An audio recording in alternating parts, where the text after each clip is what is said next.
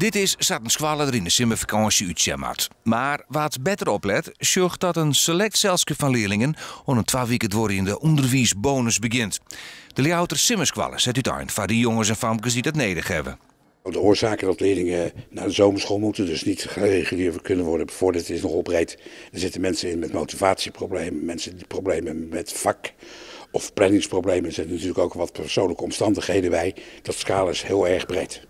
Het vak wiskunde is het meest populair.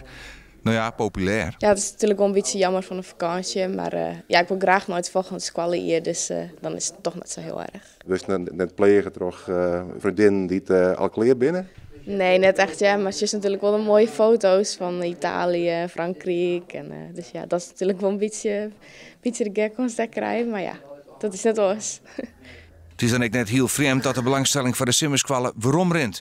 Maar ik had de leerlingen net komen, is dat een succes. In ieder geval zo succesvol dat een aantal leerlingen er toch voor kiezen in de laatste periode van het schooljaar wat harder te werken, zodat ze toch gewoon overgaan zonder dat ze naar de zomerschool moeten. Dus daar gaat een preventieve werking vanuit. En dat is wel heel fijn. Als het zo doorgaat, dan zijn jullie er straks niet meer.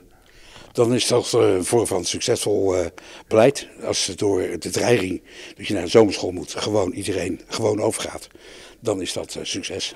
En voor de 20 leerlingen die het nou het werkje, is er één treest dat haast eltsen niet in het helpt. Maar dat hebben de docenten niet in vakantie. Want dat ze dat al hier.